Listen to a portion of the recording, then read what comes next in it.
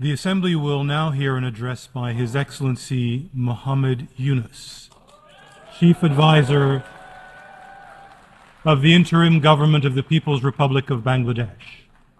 I request protocol to escort His Excellency and invite him to address the Assembly.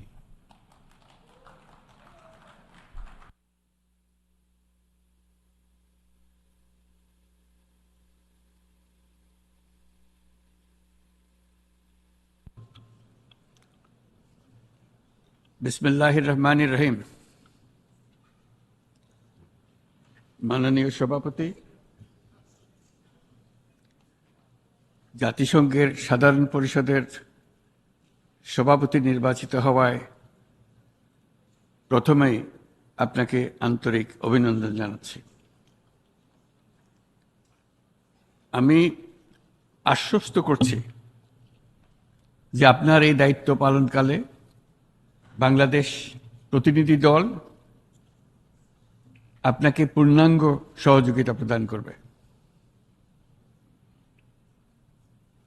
জাতিসংঘের ম্যান্ডেটকে সমুন্নত রেখে বৈশ্বিক সংকট সমূহ নিরসনে মহাসচিব অ্যান্টোনিও গুতারেসের দৃঢ় প্রতিজ্ঞ সাফল্যমণ্ডিত নেতৃত্বের জন্য তাকেও জানাই আন্তরিক সাধুবাদ। সামিট অব দ্য ফিউচার আয়োজনে আমি মহাসচিবের দূরদর্শী ভূমিকার বিশেষ প্রশংসা করছি। সম্মেলনে যে pact for the future and declaration on future generations সর্বসম্মতভাবে গৃহীত হয়েছে, তা এজেন্ডা 2030 পরবর্তী বৈশ্বিক উন্নয়ন কর্মপন্থা নির্ধারণে বিশেষ সহায়ক হবে বলে আমি মনে করি। বাংলাদেশ বিশ্বাস করে যে এই সম্মেলনের অর্জন বৈশ্বিক সমৃদ্ধি অর্জনের জন্য আমাদের সবার অভিপ্রায় ও সহযোগিতা কাঠামো প্রণয়নে দিক নির্দেশক হিসেবে কাজ করবে। এই জুলাই আগস্ট মাসে বাংলাদেশে যে যুগান্তকারী পরিবর্তন সংগঠিত হয়েছে তার প্রেক্ষিতেই আজ আমি বিশ্ব সম্প্রদায়ের এই মহান সংসদে উপস্থিত হতে পেরেছি। আমাদের গণমানুষের, বিশেষ করে তরুণ সমাজের অফুরন্ত শক্তি আমাদের বিদ্যমান রাষ্ট্র কাঠামো ও প্রাতিষ্ঠানিক আয়োজনগুলো আমূল রূপান্তরের এক নতুন সম্ভাবনার দ্বার উন্মোচন করেছে। আমাদের ছাত্র ও যুব সমাজের আন্দোলন প্রথম দিকে মূলত ছিল বৈষম্য বিরোধী আন্দোলন, পর্যায়ক্রমে তা গণ আন্দোলনের রূপ নিয়েছে। এরপর সারা পৃথিবী অবাক বিস্ময়ে দেখেছে কিভাবে সমগ্র বাংলাদেশের মানুষ একনায়কতন্ত্র, নিপীড়ন, বৈষম্য, অবিচার ও দুর্নীতির বিরুদ্ধে রাজপথ ও সামাজিক যোগাযোগের মাধ্যমে দৃঢ়ভাবে রুখে দাঁড়িয়েছিল। আমাদের ছাত্র জনতা তাদের অদম্য সংকল্প ও প্রত্যয়ের মাধ্যমে একটি স্বৈরাচারী ও অগণতান্ত্রিক শাসন ব্যবস্থা থেকে আমাদের মুক্তি এনে দিয়েছে। তাদের এই সংকল্পের মধ্যেই আমাদের দেশের ভবিষ্যৎ নিহিত।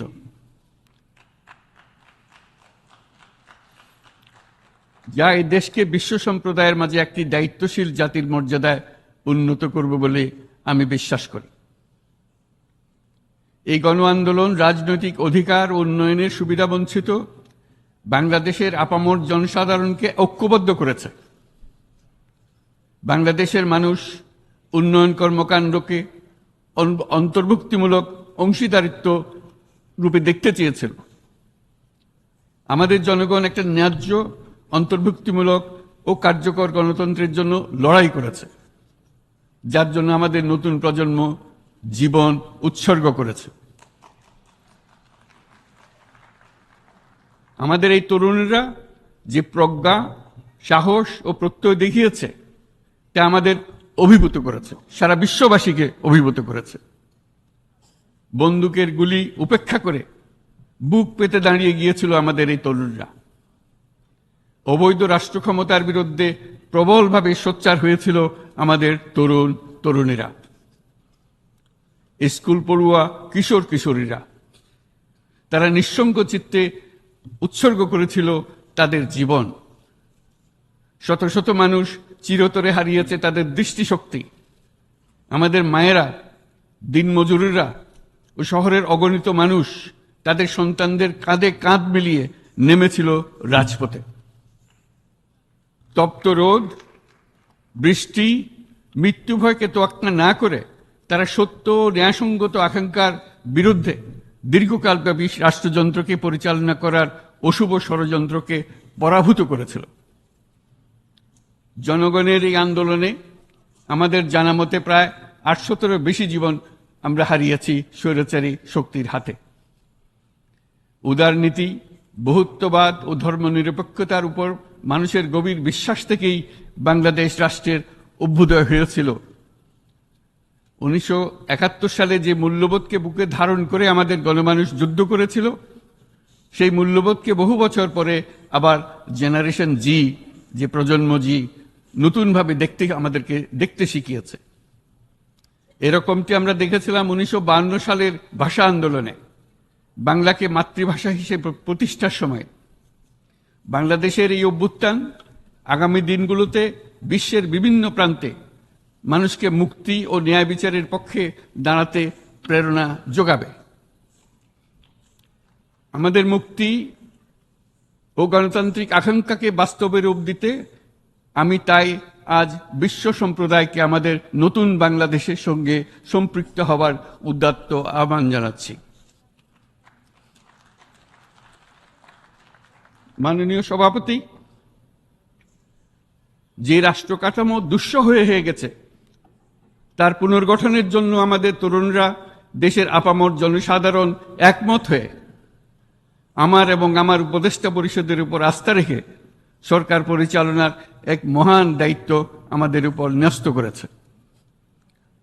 এই দায়িত্ব গ্রহণের পর আমরা গভীর বিস্ময় ও হতাশার সঙ্গে মুখোমুখিভাবে দেখতে পাচ্ছি কিভাবে সর্বগ্রাসী দুর্নীতি একটি কার্যকর গণতান্ত্রিক ব্যবস্থাকে ধ্বংসস্তূপে পরিণত করেছে, কিভাবে রাষ্ট্রের মূল প্রতিষ্ঠানগুলোকে নির্মমভাবে দলীয়করণের আবর্তে বন্দী করে রাখা হয়েছিল, কিভাবে জনগণের অর্থকে লুটপাট করা হয়েছিল, কিভাবে একটি বিশেষ স্বার্থান্বেষী গোষ্ঠী সমস্ত ব্যবসা বাণিজ্যকে অন্যায়ভাবে নিজেদের হাতে কুক্ষিগত করে দেশের সম্পদ অবাধে বিদেশে পাচার করে দিয়েছে।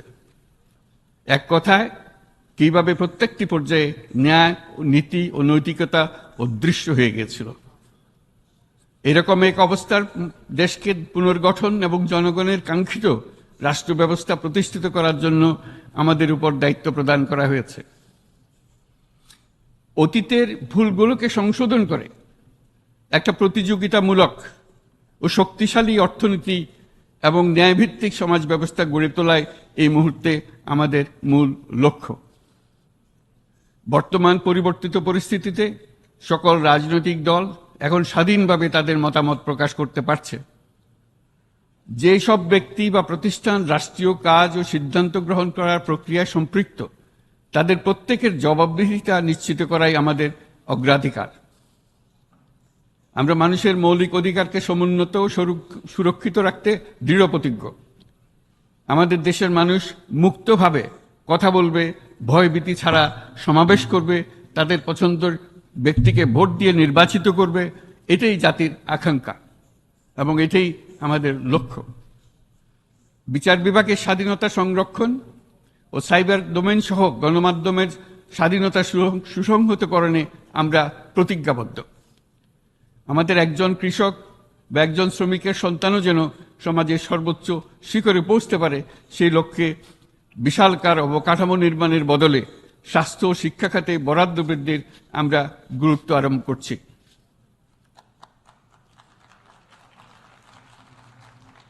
রাষ্ট্র ব্যবস্থার সকল পর্যায়ে সুশাসন ফিরিয়ে আনাই আমাদের অভীষ্ট।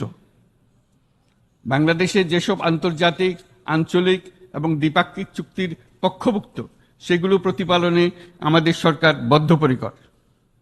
জাতিসংঘ সহ বহু পাক্ষিক বিশ্ব কাঠামোতে বাংলাদেশের সক্রিয় অংশগ্রহণ ও অবদান অব্যাহত থাকবে।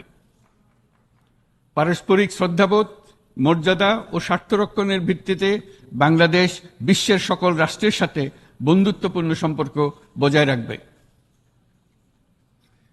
মাননীয় সভাপতি, গত 7 সপ্তাহের মধ্যে আমাদের সরকার বিভিন্ন গুরুত্বপূর্ণ পদক্ষেপ গ্রহণ করেছে। আমাদের অনুরোধে সাড়া দিয়ে জাতিসংঘের মানবাধিকার বিষয়ক হাই কমিশনার বাংলাদেশের গণ আন্দোলনকালে সংগঠিত মানবাধিকার লঙ্ঘনের বিষয়ে বিস্তৃত অনুসন্ধান এবং এইসব বিষয়ে ঘটনার পুনরাবৃত্তি রোধে পরামর্শ প্রদানের জন্য একটা ফ্যাক্ট ফাইন্ডিং কমিশন গঠন এবং তার কাজ শুরু করার জন্য দ্রুত বাংলাদেশে পাঠিয়ে দিয়েছে। আমি তাকে বাংলাদেশের পক্ষ থেকে অশেষ ধন্যবাদ জানাচ্ছি। দায়িত্বভার গ্রহণের 2 সপ্তাহের মধ্যে আমরা গুম প্রতিরোধে যে আন্তর্জাতিক কনভেনশন রয়েছে তাতে যোগদান করেছি।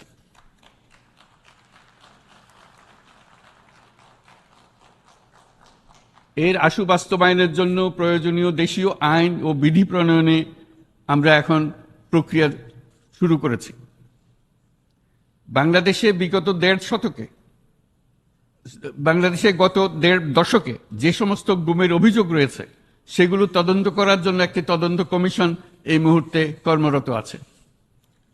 মানুষের আস্থা, আত্মবিশ্বাস ফিরিয়ে আনতে এবং নির্মম অতীত যেন আর ফিরে না আসে কোনোদিন, সেই জন্য আমরা কিছু সুনির্দিষ্ট খাতে সংস্কারকে অগ্রাধিকার দিয়েছি। সেই লক্ষ্যে আমরা বিদ্যমান নির্বাচন ব্যবস্থা, সংবিধান, বিচার ব্যবস্থা, জনপ্রশাসন, আইন শৃঙ্খলা ব্যবস্থা সংস্কারের জন্য স্বাধীন কমিশন গঠন করেছি।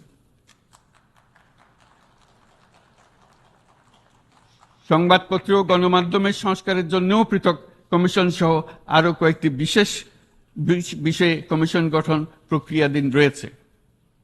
ব্যবসা বাণিজ্যে অনুকূল পরিবেশ সৃষ্টির লক্ষ্যে আমরা ব্যাংক ও আর্থিক খাতের ব্যাপক সংস্কারের উদ্যোগ গ্রহণ করেছি। কোনো বিদেশি ব্যবসা বা বিনিয়োগ যেন ক্ষতিগ্রস্ত না হয় তা নিশ্চিত করতে আমরা বদ্ধপরিকর। এসব সংস্কার যেন টেকসই হয়, দীর্ঘমেয়াদে নিশ্চিত করতে এবং অবাধ ও নিরপেক্ষ অংশগ্রহণমূলক নির্বাচনের জন্য উপযোগী পরিবেশ সৃষ্টি করতে আমরা কাজ করে যাচ্ছি। গণতন্ত্র, আইনের শাসন, সমতা, সমৃদ্ধি অর্জনের মাধ্যমে একটি ন্যায়ভিত্তিক সমাজ হিসেবে আত্মপ্রকাশের অভিপ্রায় বাস্তবায়নে আমি বাংলাদেশের প্রতি আন্তর্জাতিক সম্প্রদায়ের সমর্থন ও গভীরতর সম্পর্ক গঠন করার জন্য আহ্বান জানাচ্ছি।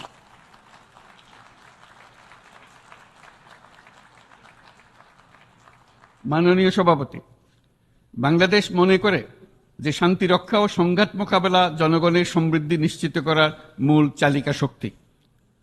সাম্প্রতিক বিপ্লবকালে আমাদের ইতিহাসের সবচেয়ে কঠিনতম সময়ে জনগণের মুক্তির আকাঙ্ক্ষা পূরণে তাদের পাশে দৃঢ়ভাবে দাঁড়িয়ে আমাদের সাহসী সশস্ত্র বাহিনী সমূহ আরও একবার শান্তির প্রতি তাদের অঙ্গীকার প্রমাণ করেছে।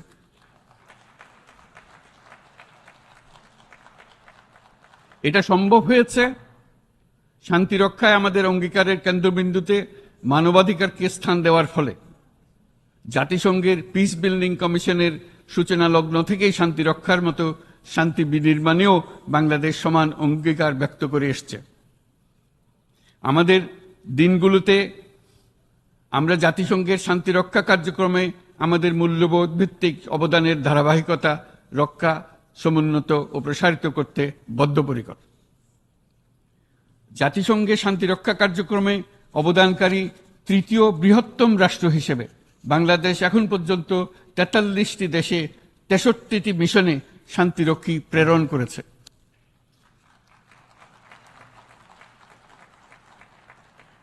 বসনিয়া থেকে শুরু করে কঙ্গো পর্যন্ত বিশ্বের বিভিন্ন প্রান্তে এসব মিশনে দায়িত্ব পালনকালে 168 জন বাংলাদেশি শান্তিরক্ষী নিজেদের জীবন বিসর্জন দিয়েছে। আমরা আশা করি যে কোনো অবস্থায় নানা প্রতিকূলতা সত্ত্বেও জাতিসংঘের ভবিষ্যৎ শান্তিরক্ষী কার্যক্রমগুলোতে বাংলাদেশের প্রতিরক্ষা বাহিনীর সদস্যরা একইভাবে অবদান রাখার সুযোগ পাবে।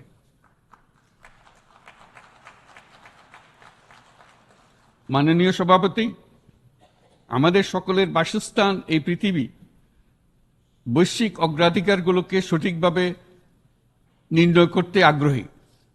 জলবায়ু পরিবর্তন আমাদের সকলের অস্তিত্বের প্রতি হুমকি স্বরূপ। এই গ্রীষ্মে সর্বকালের রেকর্ড ভঙ্গকারী তাপদাহ আমাদের জলবায়ুজনিত পরিবর্তনের কথা স্পষ্টভাবে স্মরণ করিয়ে দিয়েছে। আমাদের যা প্রয়োজন তা হলো জলবায়ু সম্পর্কিত ন্যায় বিচার, যাতে করে দায়িত্বজ্ঞানহীন সিদ্ধান্ত, উদাসীন আচরণ কিংবা এর মাধ্যমে সাধিত ক্ষতির বিষয়ে যারা সংশ্লিষ্ট তাদের দায়বদ্ধ করা যায়। জলবায়ু পরিবর্তনজনিত দীর্ঘমেয়াদী প্রভাবগুলো অপূরণীয় ক্ষতির কারণ হয়ে দাঁড়িয়েছে। আমরা জীব বৈচিত্র্য হারিয়ে ফেলছি, প্যাথোজেনের পরিবর্তনের ফলে নতুন রোগ বাড়ছে, কৃষিক্ষেত্রে চাপ বাড়ছে ক্রমাগতভাবে, পানি সম্পদ ঝুঁকিতে ফেলছে আমাদের বাসযোগ্যতাকে, সমুদ্র পৃষ্ঠের উচ্চতা বৃদ্ধি এবং লবণাক্ততা আমাদের ক্ষতি করছে প্রতিনিয়ত। ঘূর্ণিঝড়ের সংখ্যা ও মাত্রা বৃদ্ধির কারণে যেই ক্ষতি হচ্ছে তাকে উপেক্ষা করার সুযোগ নেই। ক্ষুদ্র কৃষক, প্রান্তিক পর্যায়ে জীবিকা অন্বেষণকারীরা জলবায়ু পরিবর্তনজনিত ঝুঁকির মুখোমুখি হচ্ছে সবচেয়ে বেশি। আমি আজ এই বিশ্ব সভায় যখন কথা বলছি তখন বাংলাদেশের পূর্বাঞ্চলে 50 লাখেরও অধিক মানুষ তাদের জীবদ্দশায় হওয়া সবচেয়ে ভয়াবহ বন্যা মোকাবেলা করে যাচ্ছে। মহাসচিব গুতেরেস আমাদেরকে দেখিয়েছেন যে বিদ্যমান পরিক্রমা অব্যাহত থাকলে বিশ্বের গড় তাপমাত্রা 2.7 ডিগ্রি সেলসিয়াস বৃদ্ধির দিকে অগ্রসর হতে থাকবে। তাই বাংলাদেশের মতো জলবায়ু ঝুঁকিতে থাকা দেশগুলোতে অভিযোজনের জন্য ব্যাপক বিনিয়োগের আহ্বান জানাচ্ছি।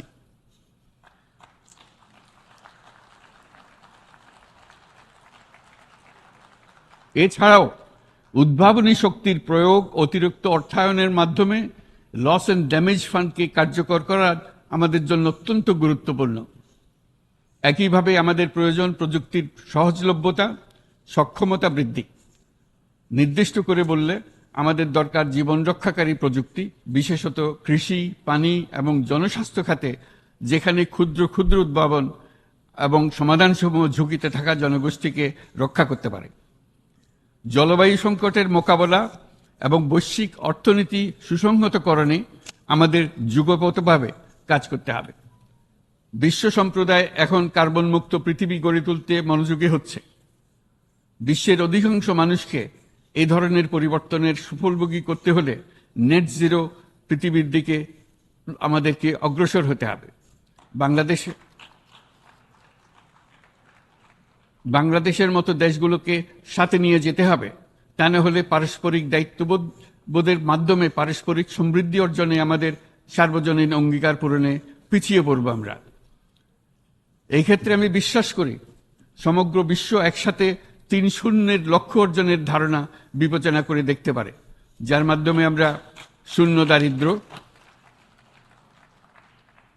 শূন্য বেকারত্ব এবং শূন্য নেট কার্বন নিঃসরণ অর্জন করতে পারি। যেখানে পৃথিবীর প্রতিটি তরুণ তরুণী চাকরি প্রার্থী না হয়ে বরং উদ্যোক্তা হিসেবে নিজেকে প্রতিষ্ঠিত করার সুযোগ পাবে। তারা যেন এই সম্পদের সীমাবদ্ধতা সত্ত্বেও নিজ নিজ সৃজনশীলতার বিকাশ করতে পারে, যেখানে একটি ব্যবসায়িক উদ্যোগ সামাজিক সুফল, অর্থনৈতিক মুনাফা এবং প্রকৃতির প্রতি দায়িত্বশীলতার মধ্যে একটি চমৎকার ভারসাম্য আনতে পারে, যেখানে সামাজিক ব্যবসার মাধ্যমে যে কোনো ব্যক্তি ভোগবাদী জীবনধারা থেকে উত্তরণ করে সামাজিক ও অর্থনৈতিক পরিবর্তনের সৃজনশীল শক্তি হিসেবে নিজেকে প্রতিষ্ঠিত করতে পারে।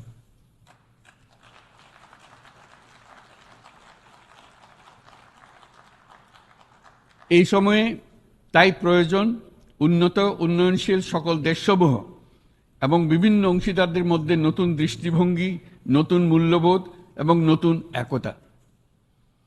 সামগ্রিকভাবে এই লক্ষ্য অর্জনে জাতিসংঘ ব্যবস্থা, জাতীয় আঞ্চলিক পর্যায়ে সরকারসমূহ, সকল ব্যবসা প্রতিষ্ঠান, বেসরকারি অংশীজন এবং দাতব্য সংস্থাগুলোকে একসঙ্গে কাজ করতে হবে। আমাদের অর্থনৈতিক কাঠামোতে সামাজিক ব্যবসাকে স্থান দিলেই নিচের অর্ধেকাংশ মানুষের জীবনে তা বিরাট পরিবর্তন আনতে পারে।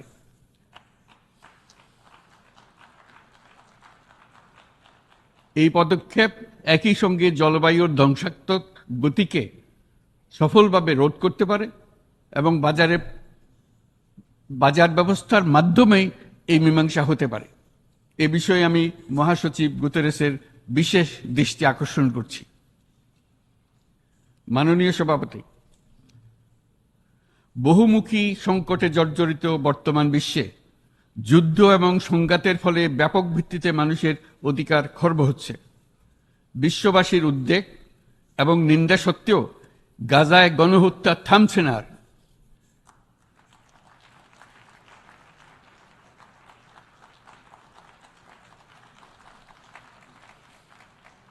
ফিলিস্তিনের মতো বিদ্যমান বাস্তবতা কেবল আরব কিংবা মুসলমানদের জন্যই উদ্বেগজনক নয়, বরং তা সমগ্র মানব জাতির জন্যই উদ্বেগের বিষয়।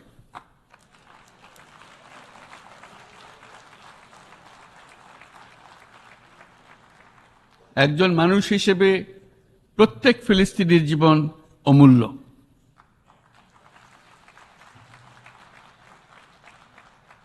ফিলিস্তিনের জনগণের বিরুদ্ধে যে মানবতা বিরোধী অপরাধ হচ্ছে তার জন্য সংশ্লিষ্ট সকলকে দায়বদ্ধ করতে হবে।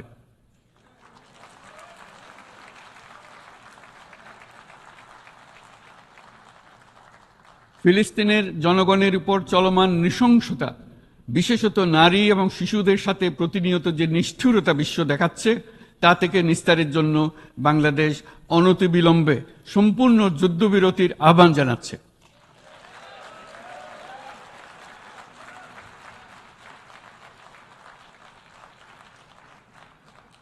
দ্বিরাষ্ট্রভিত্তিক সমাধানেই মধ্যপ্রাচ্যে টেকসই শান্তি আনতে পারবে। তাই জাতিসংঘ সহ আন্তর্জাতিক সম্প্রদায়ের সকলকে এর বাস্তবায়নের জন্য এখনই উদ্যোগ নিতে আহ্বান জানাচ্ছি।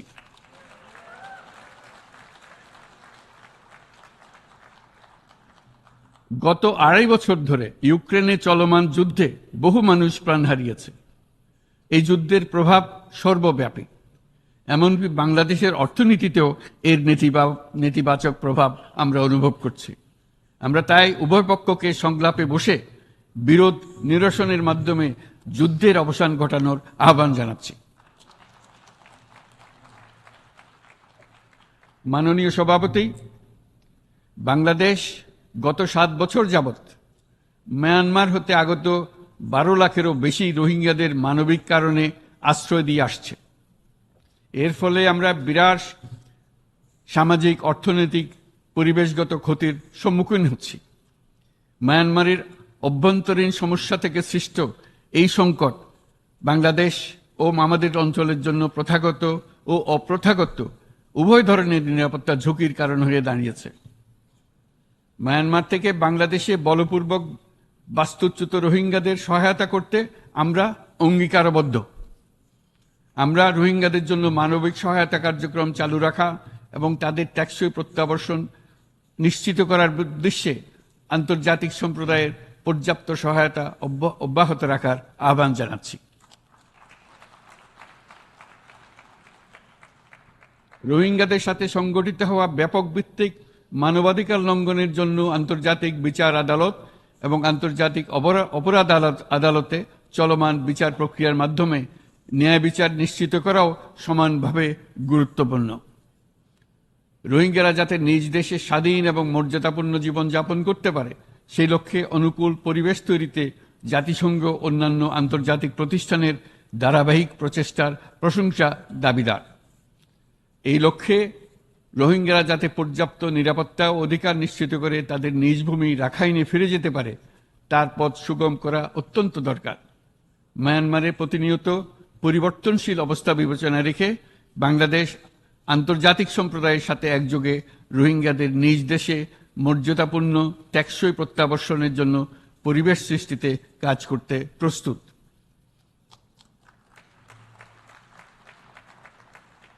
মাননীয় সভাপতি, রাজনৈতিক মুক্তি এবং সামাজিক অর্থনৈতিক জাগরণ ব্যতীত শান্তি ও নিরাপত্তা নিশ্চিতে সাফল্য অর্জন করা সম্ভব নয়। প্রায় এক দশক পূর্বে বিশ্ব সম্প্রদায় সর্বসম্মতক্রমে এজেন্ডা 2030 প্রণয়ন করেছিল। আমরা সবাই আমাদের সামষ্টিক আকাঙ্ক্ষা ও বিশ্বাস অর্পণ করেছি এই সার্বজনীন টেকসই উন্নয়ন অভিষ্টগুলো অর্জনে। সার্বিকভাবে মাত্র 17% ও কম লক্ষ্যমাত্রা অর্জন হয়েছে। স্পষ্টতই এই ক্ষেত্রে অনেক উন্নয়নশীল রাষ্ট্র আরও পিছিয়ে আছে। উন্নয়নশীল দেশগুলোকে এসডিজি অর্থায়নে বছরে প্রায় 2.5 থেকে 4 ট্রিলিয়ন মার্কিন ডলারের সমান ঘাটতি মোকাবেলা করতে হচ্ছে। উন্নয়নশীল বিশ্বের ঋণের বোঝা, ক্ষয়িষ্ণু আর্থিক সক্ষমতা এবং জলবায়ু পরিবর্তনের ক্ষতিকর প্রভাবের কারণে বাংলাদেশের মতো দেশগুলিতে বেশি ঝুঁকিতে রয়েছে। আমরা আশা করি উন্নয়নের জন্য অর্থায়ন সংক্রান্ত চতুর্থ আন্তর্জাতিক সম্মেলনে এই ধরনের জটিল এবং কাঠামোগত সমস্যাগুলোর দিকে নজর দেওয়া হবে। বহুপাক্ষিক আর্থিক প্রতিষ্ঠানগুলোকে এমন অভিন্ন লক্ষ্যে নিয়ে যাওয়ার কাজ করতে হবে যাতে সকল রাষ্ট্র সমানভাবে সম্পদ ও সুযোগের ব্যবহার করতে পারে। তারা নিজেদের কর্মসূচিতে সামাজিক ব্যবসাকে গুরুত্বপূর্ণ ভূমিকা দিতে পারে, যাতে নিম্ন আয়ের দেশগুলোর বাস্তবতাকে বিশেষভাবে মোকাবেলা করা যায়, যা ব্যবসায়ী উদ্যোগ এবং ব্যক্তির সৃজনশীলতাকে উদ্বুদ্ধ করে, যা বঞ্চিত জনগোষ্ঠীকে বিশালভাবে সহায়তা করে।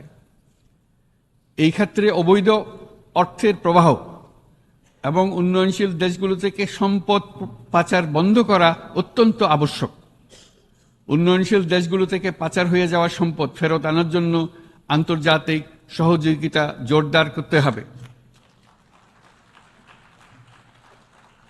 আমরা আশা করি কর ফাঁকি রোধে আন্তর্জাতিক কর কনভেনশন অতি শীঘ্রই গৃহীত হবে। মাননীয় সভাপতি, আমরা যে নিবিড়ভাবে সংযুক্ত বিশ্বে বসবাস করছি, সেখানে অভিবাসন এবং মানুষের অবাধ প্রবাহ এক অলঙ্ঘনীয় বাস্তবতা। বাংলাদেশি নাগরিকরা প্রতিনিয়ত বিভিন্ন দেশে অভিবাসী হিসেবে যাচ্ছেন। তারা বিভিন্ন দেশে তাদের কর্মসংস্থানের সন্ধানে আছেন। বিশ্বের বিভিন্ন প্রান্তে এই মুহূর্তে প্রায় 1.5 কোটি প্রবাসী বাংলাদেশি আছেন। সকলের জন্য অভিবাসনের উপযোগিতা নিশ্চিত করতে বিশ্ব সমাজকে নিরাপদ, সুশৃঙ্খল এবং নিয়মিত মর্যাদাপূর্ণ অভিবাসনের পথ সুগম করতে হবে। আন্তর্জাতিক সম্প্রদায়কে অভিবাসীদের মানবাধিকার এবং তাদের প্রতি মানবিক আচরণ নিশ্চিত করতে হবে। অভিবাসনের উপর 2018 সালে যে গ্লোবাল কম্প্যাক্ট অন মাইগ্রেশন গৃহীত হয়েছে, তার পূর্ণ বাস্তবায়নে বাংলাদেশ প্রতিশ্রুতিবদ্ধ এবং একই সাথে অনিরাপদ অভিবাসন রোধেও আমরা বদ্ধপরিকর। মাননীয় সভাপতি, প্রতি বছর প্রায় 25 লক্ষ তরুণ তরুণী বাংলাদেশের শ্রমবাজারে যুক্ত হচ্ছেন। বাংলাদেশের বিপুল জনশক্তির প্রায় 2/3 তরুণ। এই জনশক্তিকে বর্তমান ও আগামীর জন্য গড়ে তোলা বাংলাদেশের জন্য একটা বড় চ্যালেঞ্জ। ক্রমপরিবর্তনশীল কর্মজগতে একজন তরুণকে প্রতিনিয়ত নতুন দক্ষতা অর্জন করতে হয়। এই কর্মপরিবেশের সাথে মানিয়ে নেওয়া শিখতে হয়।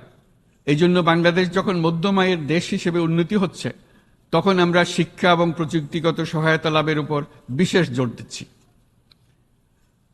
এবার কৃত্রিম বুদ্ধিমত্তার বিষয়ে আসি।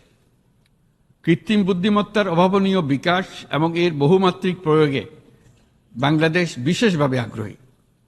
আমাদের তরুণ সমাজ জেনারেটিভ আর্টিফিশিয়াল ইন্টেলিজেন্সের সম্ভাবনা নিয়ে উচ্ছ্বসিত। একজন বিশ্ব নাগরিক হিসেবে তারাও চায় নতুন পৃথিবীতে নিয়োজিত হতে, কর্মক্ষম হিসেবে নিজেকে গড়ে তুলতে। বাংলাদেশের মতো বৃহৎ তরুণ জনগোষ্ঠীর দেশ যাতে কৃত্রিম বুদ্ধিমত্তার প্রয়োগজনিত অর্জিত সুফল থেকে পিছিয়ে না পড়ে, বিশ্ব সম্প্রদায়কে তা নিশ্চিত করতে হবে। একই সঙ্গে নিশ্চিত করতে হবে যেন কৃত্রিম বুদ্ধিমত্তার কারণে কর্মক্ষেত্রে মানুষের চাহিদা ক্রমাগতভাবে সংকুচিত হয়ে না যায়। এই প্রসঙ্গে আমি উল্লেখ করি যে আমরা ভিন্ন একটা ইন্টেলিজেন্স, অটোনোমাস ইন্টেলিজেন্স, অর্থাৎ যে কৃত্রিম বুদ্ধিমত্তা নিজেই নিজের কৃত্রিম বুদ্ধিমত্তাকে সম্প্রসারিত করতে পারে মানুষের কোনো হস্তক্ষেপ ছাড়াই, তার ব্যাপারে আমরা বৈজ্ঞানিকদের দৃষ্টি আকর্ষণ করতে চাই। তারা যেন এই ক্ষেত্রে অগ্রসর হওয়ার আগে মানুষের উপরে এর প্রভাব সম্বন্ধে নিশ্চিত হয়ে অগ্রসর হন। আমাদের ধারণা, অটোনোমাস ইন্টেলিজেন্স মানুষের অস্তিত্বকে বিপন্ন করে তুলতে পারে, কাজে এই ব্যাপারে আমাদের সম্পূর্ণ সজাগ থাকতে হবে। মাননীয় সভাপতি, আমাদের আসলে দরকার নতুন ধরনের সহযোগিতা কাঠামো, যেখানে বৈশ্বিক ব্যবসা ও জ্ঞানের অধিকারী গোষ্ঠী মানুষের চাহিদাগুলোকে যথাযথভাবে অনুধাবন করবে।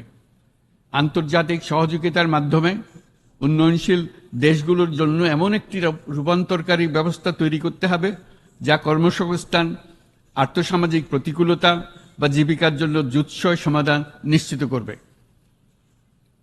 মাননীয় সভাপতি, আমাদের প্রচেষ্টা, সক্ষমতা এবং সম্পদ একত্রীকরণের মাধ্যমে সকলের সামর্থ্য, উদ্ভাবনী শক্তি এবং সমৃদ্ধিকে কাজে লাগাতে হবে।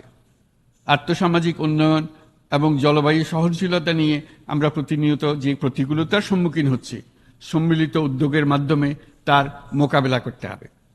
বৈশ্বিক দক্ষিণের দেশগুলোকে অনন্য অর্থনৈতিক এবং সামাজিক প্রেক্ষাপটে দক্ষিণ দক্ষিণ এবং ত্রিভুজীয় সহযোগিতা এই ক্ষেত্রে বিশেষভাবে সহায়ক হতে পারে বলে আমি মনে করি।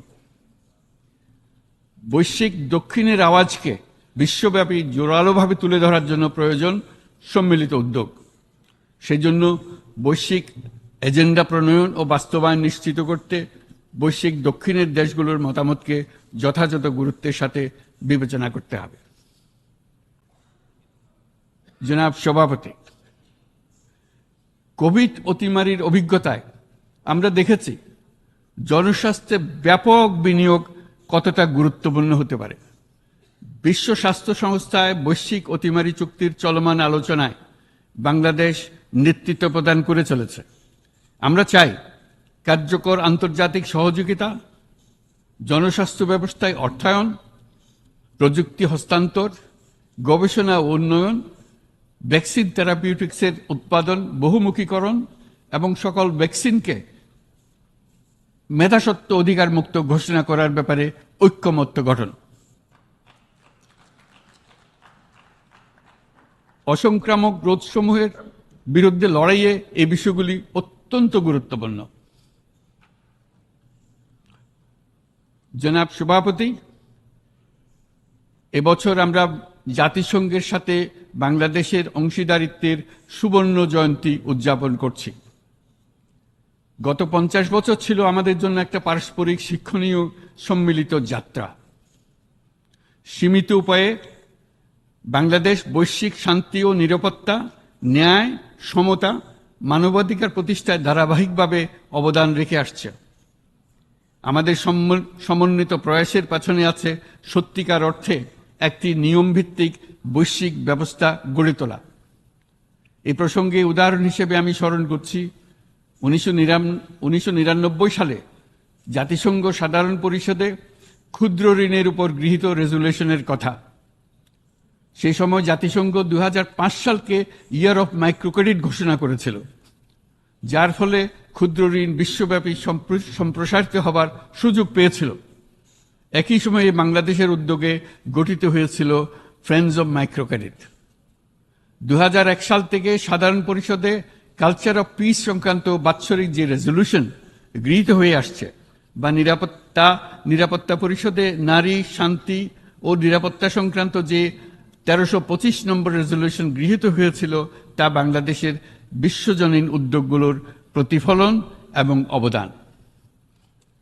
মাননীয় সভাপতি, আজ এই মহান বিশ্বসভায় বিশ্ব নেতৃবৃন্দের উপস্থিতিতে প্রতিধ্বনিত হচ্ছে শান্তি, নিরাপত্তা, ন্যায় বিচার প্রতিষ্ঠা এবং সম্পদের সুষম বন্টনের মাধ্যমে সকলের অন্তর্ভুক্তি নিশ্চিত করার আহ্বান। সদস্য রাষ্ট্র হিসেবে আমাদের প্রত্যেককে আজ গভীরভাবে অনুধাবন করতে হবে কিভাবে আমরা নারী, পুরুষ সকলের জন্য ও আগামীর দিনগুলোতে উদ্যোক্তা হবার সমান সুযোগ সৃষ্টি এবং তাদের ক্ষমতায়ন নিশ্চিত করতে পারি। সকল বৈশ্বিক সমস্যার সমাধানের জন্য আমাদের সবার হাতে যথেষ্ট সক্ষমতা, সম্পদ এবং উপায় রয়েছে। আসুন আমরা জাতীয় বা আন্তর্জাতিক যেসব প্রতিশ্রুতি দিয়েছি তা বাস্তবায়ন করি এবং অর্থনৈতিক ক্ষেত্রে সামাজিক ব্যবসার ধারণা প্রতিষ্ঠিত করে সকল প্রকার বৈষম্য ও অসমতার অবসানে ঐক্যবদ্ধভাবে আমরা কাজ করি। বাংলাদেশের তরুণরা প্রমাণ করেছে যে মানুষের স্বাধীনতা, মর্যাদা ও অধিকার সমুন্নত রাখার অভিপ্রায় কোনো উচ্চাভিলাষ নয়, বরং এটা সকলের নিশ্চিত প্রাপ্য। আজ এই মহান সমাবেশে আপনাদের উপস্থিতিতে শান্তি, সমৃদ্ধি ও ন্যায় বিচার নিশ্চিত করতে আন্তর্জাতিক, আঞ্চলিক এবং জাতীয় পর্যায়ে বাংলাদেশে তার ভূমিকাকে ক্রমাগতভাবে জোরদার করার নিশ্চয়তা দিচ্ছে। আজ আপনাদের সবাইকে শুভেচ্ছা জানাচ্ছি, ধন্যবাদ জানাচ্ছি।